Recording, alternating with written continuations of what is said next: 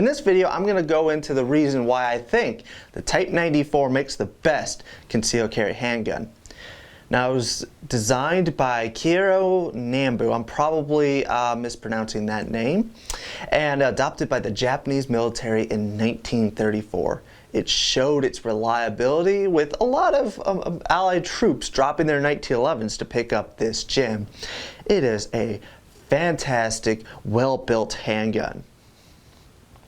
And over 70 years later, it still makes a fantastic concealed carry handgun. It's got a lot of hidden features that people tend to overlook. So let's say you're in a defensive situation and you don't have an index finger. You got shot off or bit off or something. And so you don't have your index finger. Well, guess what? On most modern handguns, you can't fire the gun anymore. Well, they thought of that. On this handgun, you don't need your index finger or to even touch the trigger. You just hit this trigger bar located conveniently on the outside of the handgun. You push that in and the gun will fire. Oh, the safety's on. There is also a safety that prohibits accidental discharges. It's just a piece of sheet metal that goes over that trigger bar. Well designed. So all you have to do is with your support hand, just reach up here, boom! So there you go. You can use your thumb, your index finger on your other hand, whatever you need to fire this gun without having to touch that trigger. It is an ingenious design. Also, the gun feels incredible in the hands. There's just no modern guns that really replicate that beautiful design. It just feels amazing in the hands. And with modern guns, there are so many aftermarket sights you can get for guns that it can be overwhelming. Well, they thought of that with this gun. You can't change these sights. They made them so perfect and they were so confident about their design that there is no way to change the sights on this. They're molded into the gun. So you don't even have to think about aftermarket sights. They already thought of that for you. It's perfect as it is. So don't worry about it. It's perfect. Also, it's very convenient to hold and pull back on the bolt or on the slide. It feels pretty amazing. I don't feel like I'm ever going to slip off that like modern handguns.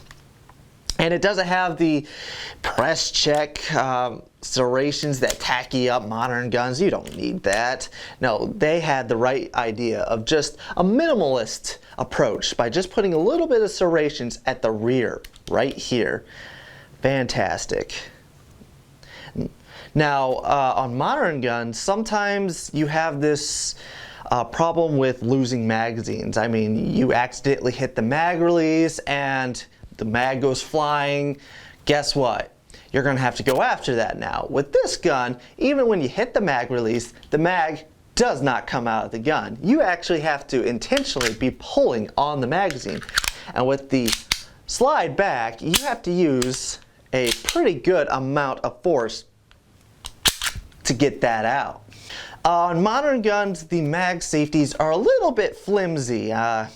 You know, on this gun, it is a heavy spring that pushes up this piece of metal so that your trigger cannot move. It's very overbuilt to a point where you know when the magazine's out of the gun, there is no possible way of a negligent discharge with this gun. Well, if you do, you just have to push on the trigger bar. They thought of that. So there's no negligent discharge pulling the trigger. You just have to hit their feature on the side. They thought of that. It's also chambered in 8mm Nambu. It is a bottleneck cartridge, an 85 grain bullet, and it's extremely effective. Just trust me. It's very, very effective. You don't need to research it. Just trust me. Also, with modern guns, it's overwhelming. There's so many different types of ammo. There's hollow points. There's, you know, in like 18 different brands for the same thing. With this, there's not. There's just ball ammo, the way it should be. You shouldn't be shooting hollow points. It's kind of ridiculous. Ball ammo is the way to go. Also, let's say somebody stole your gun, right? Well, with modern guns, you can get 9mm, 40 cal, 45 on the black market. You can steal it from a store. I mean, you can still get 9mm ammo. But with 8mm Nambu, or 8mm ammo, you have to be specifically looking for it, and you have to order it online, and it's kind of pricey and kind of tricky to get your hands on. So with this gun, guess what? There's less chance that a crook is going to be able to find more ammo in it or for it than is already in the gun. So perfect. Already this gun seems amazing. Now reliability, well, we don't need to talk about that. You only need about 1 round for, attacker to stop attacking you, so reliability is out. Even though it's very reliable, disregard that. Also, it's very accurate, I think. I don't remember. Yeah, it's accurate. I mean, also, it's been really well made. Japanese firearms are known for high quality steel. They're the best on the market. So when you get a gun like this, it's going to be extremely well made. Now, to take apart this gun, how do I do it again? Oh yeah, I had to think about it. It's not that hard. So there is a button. You know what? I'm going to zoom in on this shot. All right, so the first thing you need to do is get that block out right here. And so you push it from this side. Yeah, from this side, yeah. So you push it through, I think. Oh yeah, you also have to push on this firing pin back here, or the striker. You can see it located inside the bolt. So you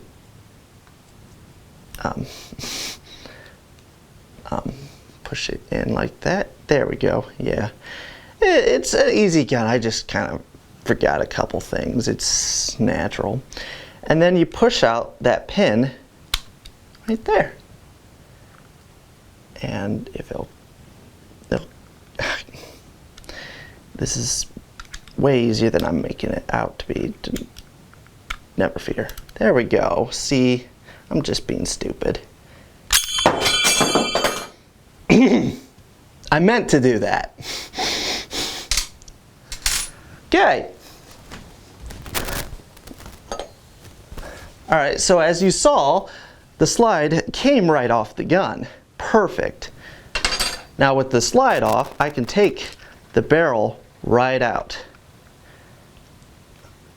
And there's your recoil spring. A little bushing around the barrel. And there's your barrel.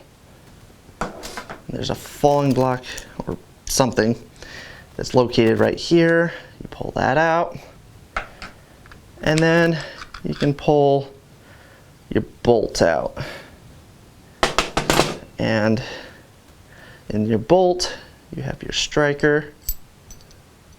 So you pull that out. There's your striker and your thing, and there you go. See, all apart.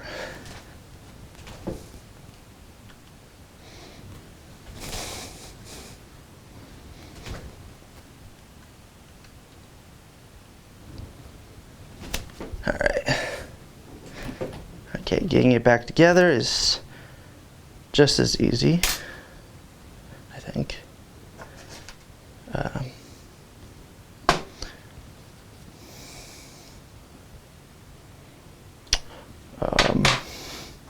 How's it's in like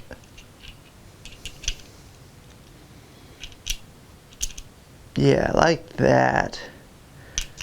I'll have a full disassembly video if you need it, but I don't think you're gonna need it. It's really simple. I think I just put that in backwards. If you use this gun for carry, you'll learn how to do this right. Let's see here. Does it go in that way? Yeah, I just put it in backwards. That's the problem. There we go. Because it's got to line up like that. Then you put the recoil spring on, put the slide back on, like that. Yeah, I think,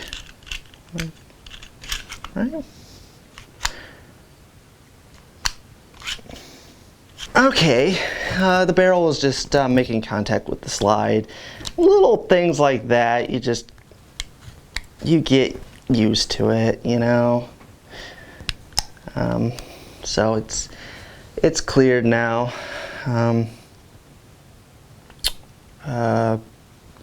Maybe I'll just put this in there so I can put this down for a minute. There.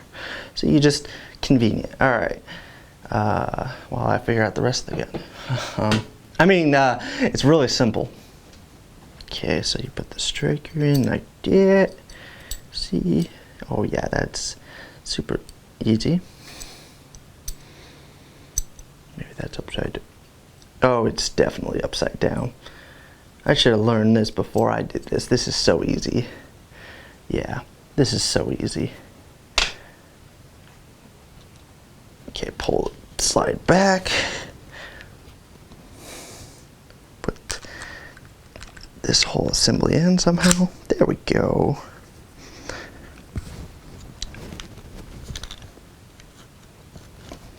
There we go.